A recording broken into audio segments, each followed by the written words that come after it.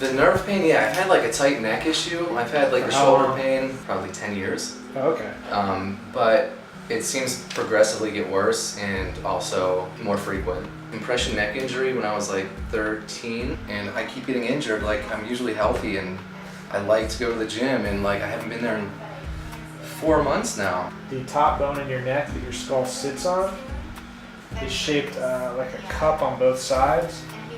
The top of your cervical spine is really at C2. The atlas is C1. Basically, you will create a relationship where the two spheres of where your cervical spine and skull meet the atlas. Okay. They will be no longer in proper relationship. You'll have displacement there. In a displaced relationship, your body will instantly tighten up in your low back and pull your whole body and contort you. So your low back baseline will be tight. Everything you're explaining is like, I've been looking for this for the longest time. It's honestly. Your atlas. That's what it is. But you had motorcycle accidents. I did, yeah. Sure. And let me take a look at it. Okay, cool. Most likely there's some right head tilt there, and that's why the body's pulling so tight on the left. Okay. Yeah, right in there. You are out of alignment. I also have like, I've had this TMJ issue for the longest time. Your skull is an amalgamation of bones. It's one big structure. When you say TMJ, that's just how your jaw articulates with the skull. Okay. So if there's nothing inherently wrong with your, like, deformed with your joint. Okay. It's just a joint. Yeah.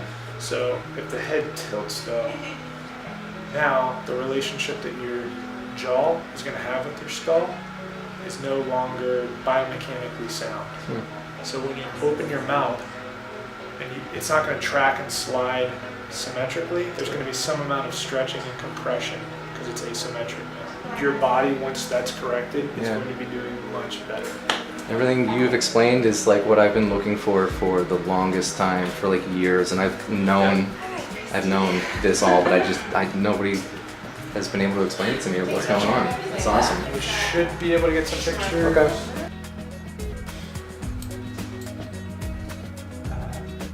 You're there, you're ready to get better. For Michael, you can see that just right off the bat, there's a loss of normal cervical curve. Basically, his C2 should line up on top of T1, which should be back here. So there's a lot of forward head posture with that guarding. When you lose the curve, it's going to be because you have had a whiplash trauma. There is splinting that is happening with the deep muscles of around the spine.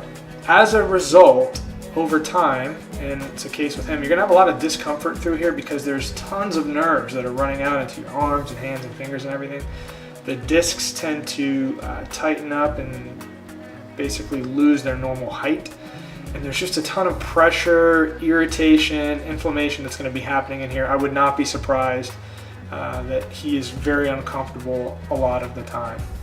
On his frontal x-ray as well, we can see how much tilt is on his atlas, being a right listing and riding up the skull.